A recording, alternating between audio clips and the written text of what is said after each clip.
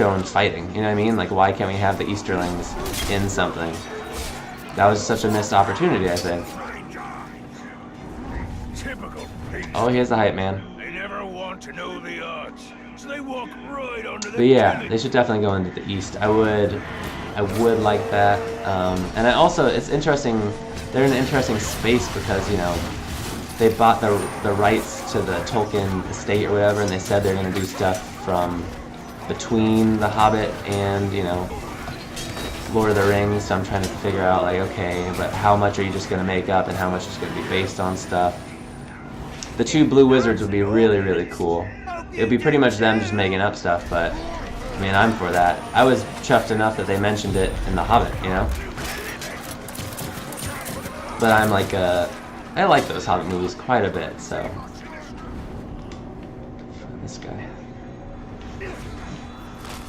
But I know a lot of people have issues with them, but for me, I was just psyched that we got a lot of, like, the other material, like, the Battle of Azanulbazar, you know, as a Tolkien fan. Did you ever think you're going to see that? Not really. Is he going to kill me?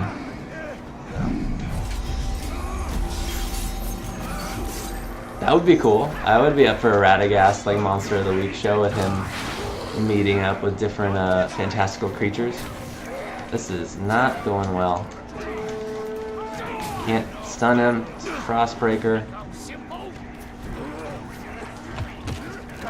Rip that guy's head off. And there's definitely like room for them to do cool stuff. I just don't. It's just so hard to like figure out what you do in a world that's been so well explored already. And I don't know. Just do, yeah, just like instead of everyone expects it to be this like fantasy with action, but it's really just like a family drama with Tom Bombadil and Golden Lily. I'd be into that. I mean, I think it would be emotionally draining to be stuck with like a singing man all the time.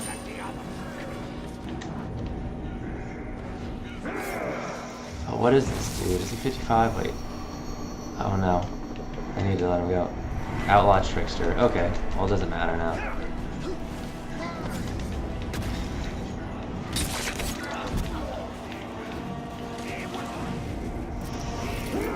Tom Bombadil. That was one of those things where, like, I love Tom Bombadil, but people are always saying, like, why didn't they have Tom Bombadil in the movies and all this stuff? And it's like, just pacing-wise, the Barrow Downs and Tom Bombadil in general just they don't lend themselves to that. They don't lend themselves to being told on film, you know what I mean? Like, the Barrow Downs, maybe more so. Tom Bombadil is like a weird 30-minute segment of just them being confused in the forest. It's cool, but I always understood why they decided not to include it.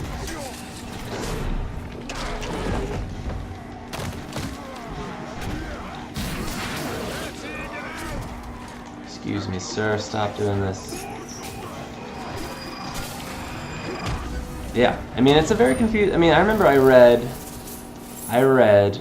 Lord of the Rings right after I saw the first one. I was like 10 years old, and man, that part I was, besides the whole like 70 pages of lineage stuff with, you know, Frodo and his parents and their mysterious death and all that stuff, like, you know, besides that, when I got to Tom Bombadil, I was like, okay, well, this wasn't in the movie. I still think it's interesting, but maybe not as much as, you know, I just want to see them do all the fun stuff that I saw in the movie. Which is, you know, that is like a 10-year-old thought, but overall,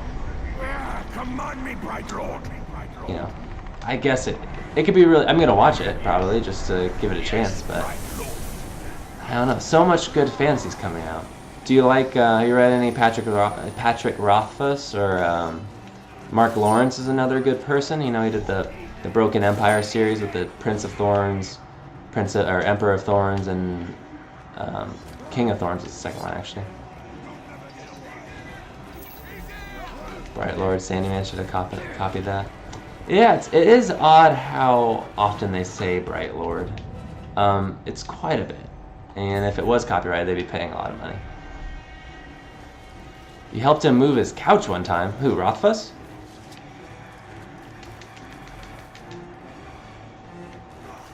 I was gonna say, Rothfuss seems like a pretty cool dude, but I know he was like buying ice cream cool. That's nice. It's nice to have like a nice story about a person that you know, admire, an artist. That's fun. How did you, if you don't mind me asking, how did you come about moving his furniture? I do feel bad for him that people keep bothering him about Doors of Stone. You know, like, I loved Name of the Wind, I loved Wise Man's Fear, but I kind of accepted that, like, you know, it's gonna come out when it's gonna come out. Same thing with like Winds of Winter and Martin. Will we see it in the next 3 years? I don't know, but like, at least we have 2 pretty awesome books already. You know, they just released a really cool looking 10th anniversary Name of the Wind. So I don't know. I think people get used to having certain creators that are just so prolific that when everyone's not that way, they get really angry. And that's, you know, I understand the weight of expectation and stuff, but it's still a bummer to see people mess with people even though they've got so much joy and entertainment from them, you know. So, went to college in his town. One of his assistants, she was busy. Huh. Well, that's cool. I'm glad he seems, I'm glad he was a cool guy, apparently. I'm assuming. I hope he was. He seems like a gentleman. So.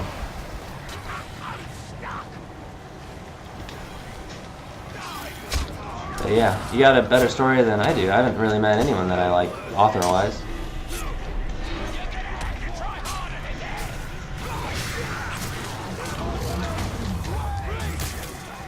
I'm trying to think about who I'd want to meet as an author. Rothfuss would be pretty cool. He seems like a very interesting person just to talk to. Joe Abercrombie as well. If you haven't read the first Law trilogy, I'd give it a try. If you're into like really intense cynicism and stuff, man, you'll love those books because they're like really dark, but also kind of like, it's like the only mean-spirited stuff that I like, because I usually don't go for that. But his books are very like, right when you think a character's going to make a choice and be better and change their life, they just stick to what they were doing because that's more realistic.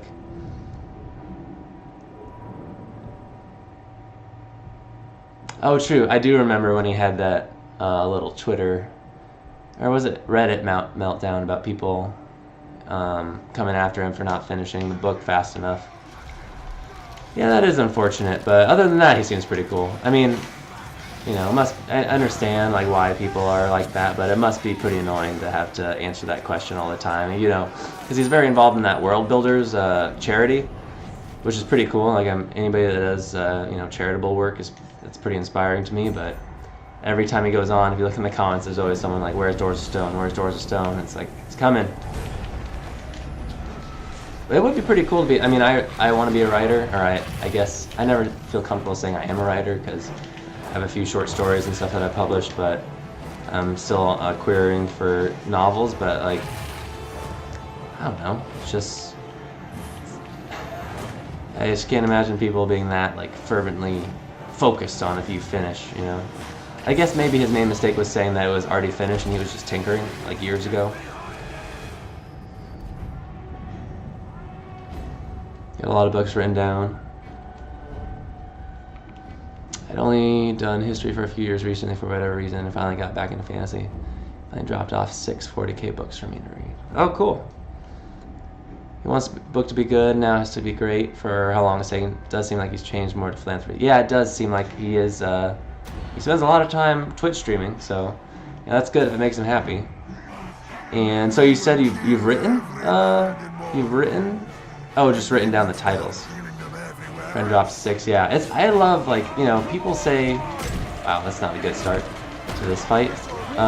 People are often, you know, kind of down on having really big, beefy books, but man, I love a really thick fantasy book. It always makes me happy. I enjoy it. Any length, you know. Some of them are, like, really, really long, and I don't know if they need to be that long, but, like,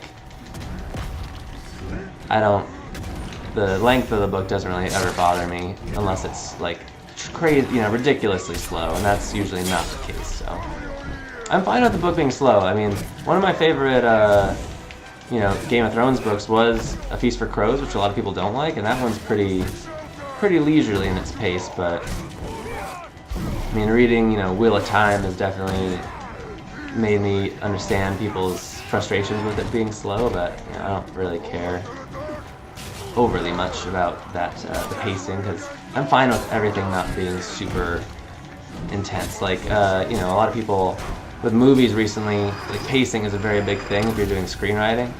And I'm never one of those people that's bothered by a slow movie, because I like kind of an introspective, thoughtful art house movie. Like, I'm into that sort of stuff, so I like Terrence Malick.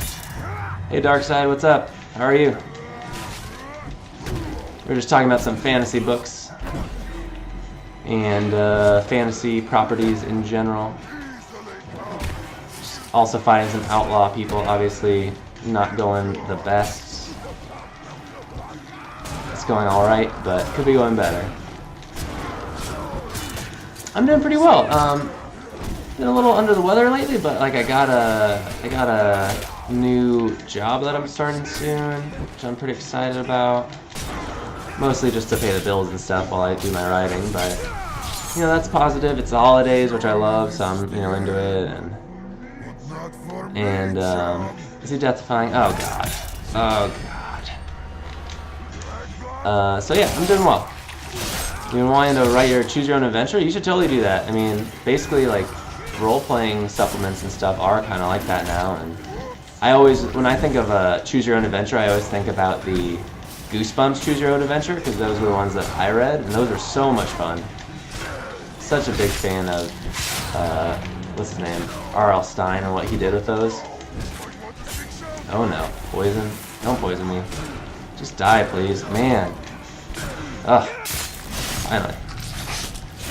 Yeah, no, I got the Outlaw Tribe too. Oh! That was a brutal one.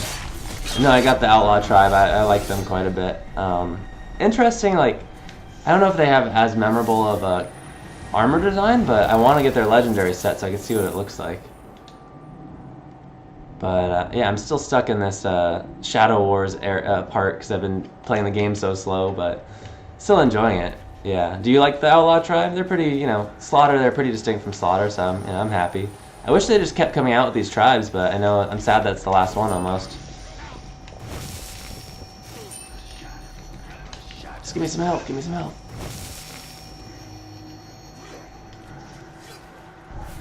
Oh, ghouls. I feel like ghouls aren't as important in this one as they were in the one before. Oh, cool. Yeah, did you ever work out your Gold Edition PS4 issue? Hopefully.